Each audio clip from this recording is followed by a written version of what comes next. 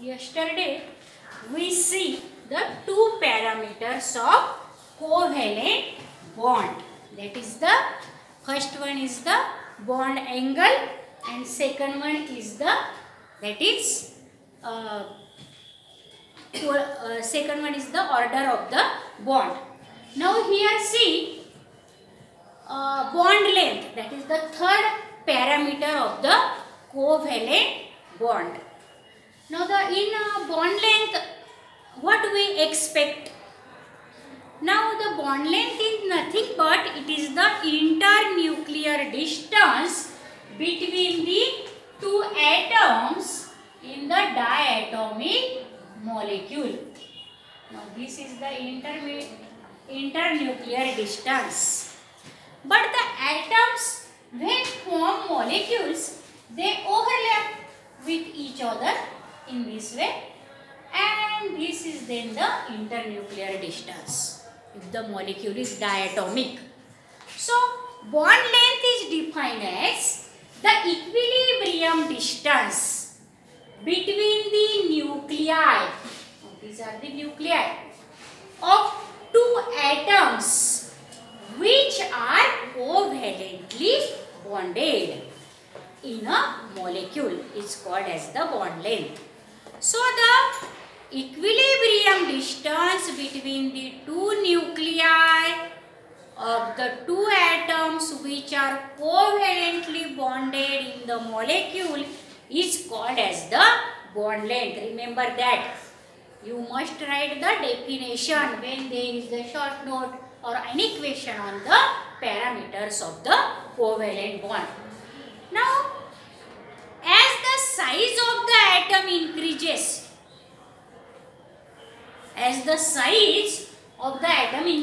for example, one of the atom is larger in size, suppose in this way, and the size of the atom increases, the internuclear distance also increases, that is bond length increases. Sometimes both the atoms may be large and therefore their bond length is also large. So as the size of the atoms increases, bond length also increases. That means bond length is directly proportional to the size of the atoms. If smaller is the size of the both covalently bonded atoms, then their bond length is also very small.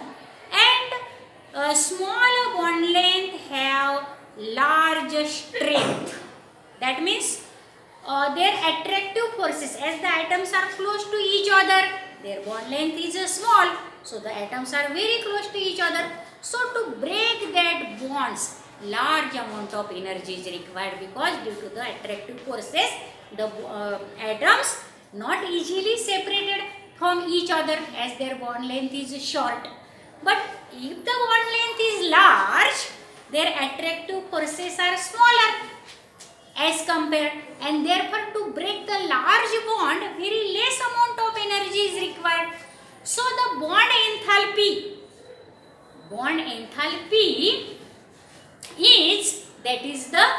enthalpy is inversely proportional to the bond length. Small bond required more energy to break, and large bond length, that is large bond, requires, that is the less energy to break. So what is here? Bond length, that is as the size of the atom increases, bond length also increases. But if the size of the atoms is less, bond length is less, and less amount of energy is required to break such bond. And due to the multiplicity of the bond, the bond length decreases. What is the multiplicity? Multiplicity means order of the bond. Single bond, double bond or triple bond. The triple bond is very shorter than the single bond, and double bond is intermediate between the single and triple bond. So what they call here, as the multiplicity of the bond increases, bond length decreases. So the carbon-carbon single bond is longer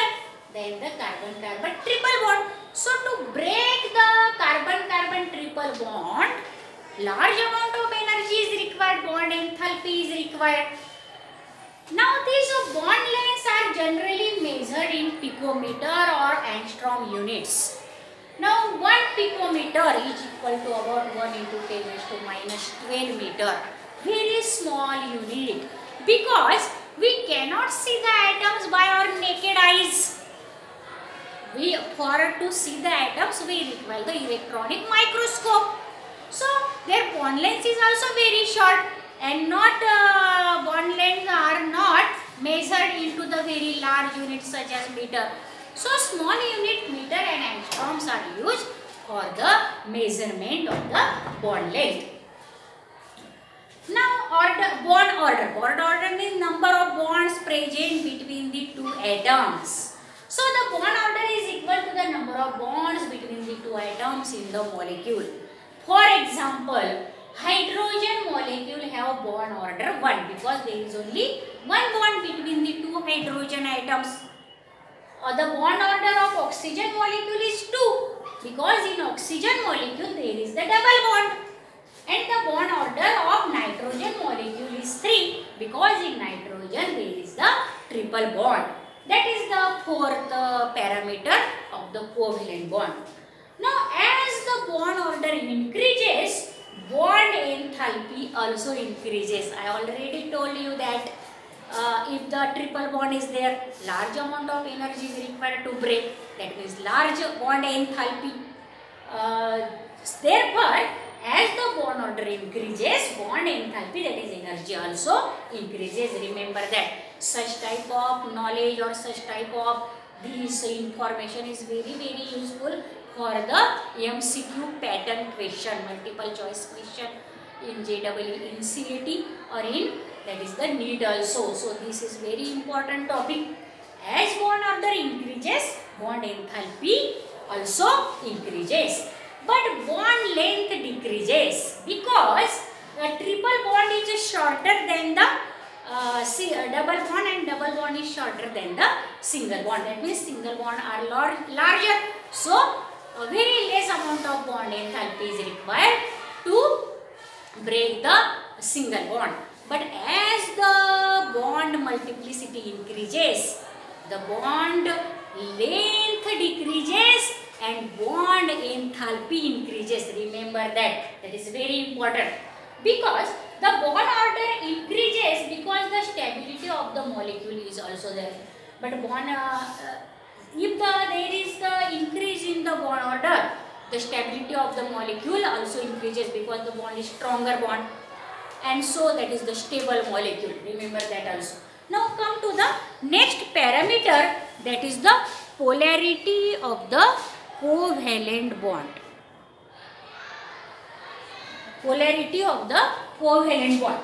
Now what is the polarity? You know about the south pole and north pole of our earth, and in magnet also.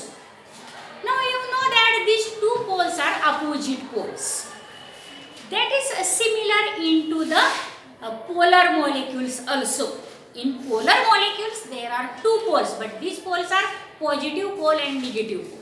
These are also the opposite poles. So if the opposite poles are developed into the molecules such as positive pole and negative pole, such molecules are called as the polar molecules. And why these positive and negative poles may be developed into that molecule? Because that diatomic molecule is formed by the two different atoms. One atom into that, suppose HF is the molecule, hydrogen fluoride. One atom is of the different element and another atom is the different element. One is of hydrogen, another is of fluorine. Now these are the totally different elements and they are different atoms. So their electronegativity values are also different. Now we know that what is electronegativity? It is the power or tendency to attract the shared pair of electrons towards the most electronegative atom. Now we know that in periodic table the halogens, fluorine, chlorine, bromine, iodine, all these are very electronegative elements. they always have the attraction towards the electron because their last shell, outermost shell, contain only 7 electrons, and they try to complete their octet by gaining 1 electron. So they have always attraction or tendency to pull the electron towards themselves. So their electronegativity values are very large. And in all that periodic table, fluorine is the most electronegative element. It have the about its value of electronegativity is about 4 magnitude, 4 units. And such atoms, if covalently bonded, then they form the polar covalent bond because there is the partially charged separation. The most electronegative atom which pulls the electron pair towards themselves acquires the partially negative charge, and the another which have the low electronegativity value acquires partially positive charge. Due to that, two separate or opposite poles are developed, positive and negative pole. Then such bond, such covalent bond is called as the polar covalent bond. But there is non-polar covalent bonds also. Now, obviously, what is there in the non-polar covalent bond? Both the atoms which are covalently bonded in the diatomic molecule must have the same element because their electronegative values may be same. They pulls the electron pair equally to both sides. That means there is no charge separation, no developments of the positive and negative poles because the shared pair of electron is in the middle of the two atoms. See here, what is the definition of non-polar covalent bond? If the covalent bond is formed between the atoms of the same element, very important, of the same element, because each and every element have slightly or more difference in the electronegativity. So for the formation of non-polar covalent bond, the atoms must of the same element. So non-polar covalent bonds are defined as if the covalent bond is formed between the atoms of the same element, then the bond is called as the non-polar covalent bond. For example, the bond in H2 molecule, hydrogen, in chlorine,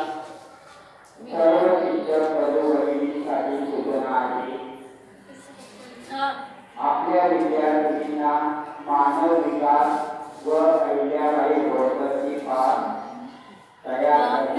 in this bond, the shared pair of electron is situated at the middle between the two atoms and attracted equally by both the atoms because both atoms have the same value. That is the magnitude of electronegativity, and this shared pair of electron in the hydrogen molecule is equally attracted by the both of the atoms. Electron pair is at the center, and such bond is called as the non-polar covalent bond. But in polar covalent bond, what is there? If the covalent bond is formed between the atoms of the two different elements having different values of the electronegativity, then the bond is called as the polar covalent bond. For example, I told you the bond between HF or HCl or that is the HBr. In this way, now shared pair is not at the center in that case. It is pulled toward the more electronegative atom, and therefore the shared pair is not in the middle. It is towards the more electronegative atom, and therefore such bond where there is the partial charge separation as the positive and negative are called as the polar covalent bond.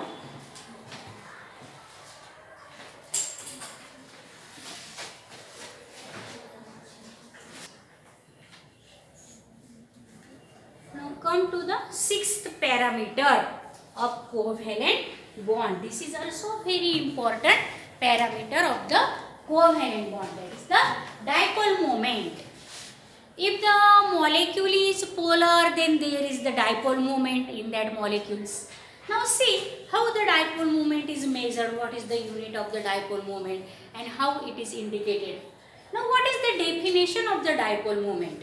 Dipole moment is nothing but it is the multiplication or product of the two different quantities. So it is defined as the product or multiplication of magnitude, that is the value of the charge and distance between the charges.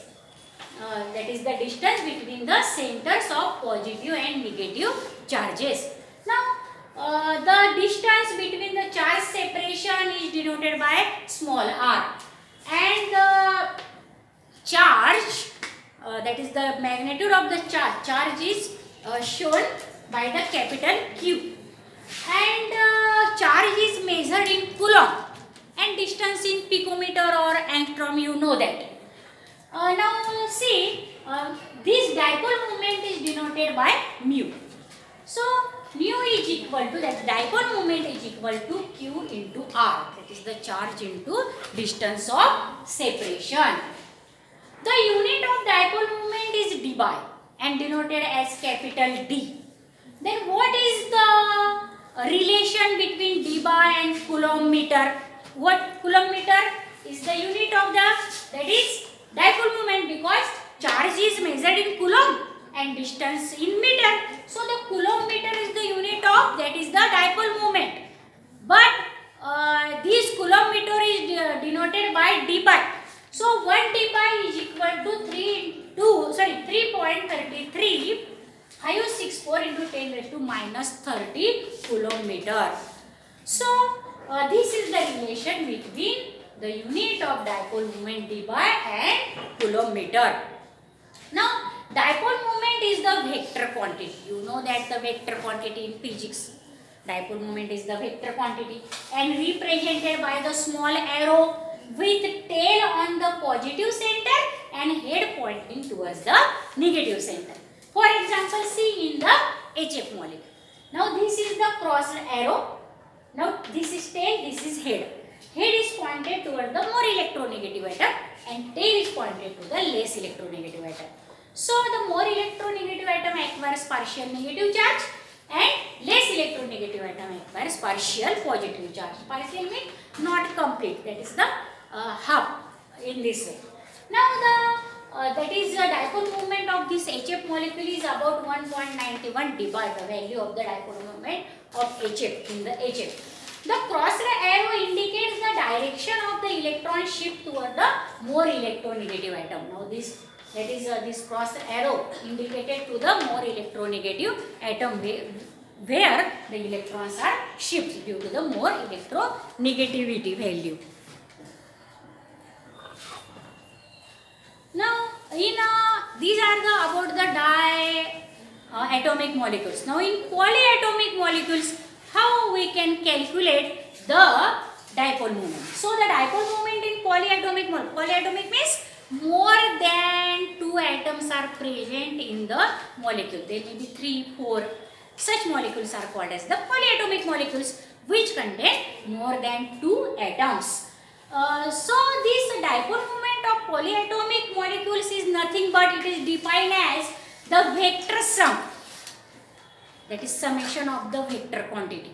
So the vector sum of the dipole moments of various bonds and lone pairs of electrons. So in the polyatomic molecule, to count the dipole moment, there must be, we think about the lone pairs also and the various bonds also. Their vector sum is called as the dipole moment of the polyatomic molecules. For example, let us consider BeF2 molecule, beryllium difluoride molecule, which is the linear molecule. We know that in the hybridization, it is the linear molecule. The bond angle between them is 180 degree, straight line molecule. That is in this, the dipoles are at the opposite direction and of equal strength.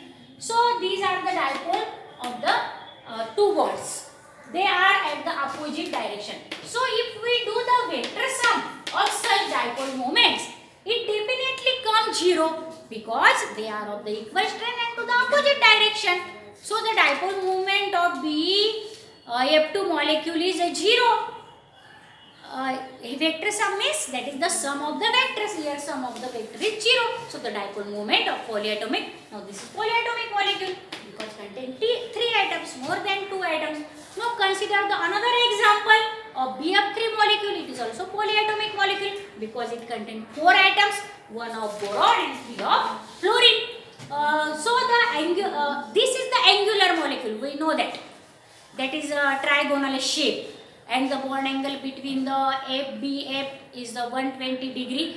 Now the fluorine atoms are located at the corners of the equilateral triangle. We know that in the hybridization.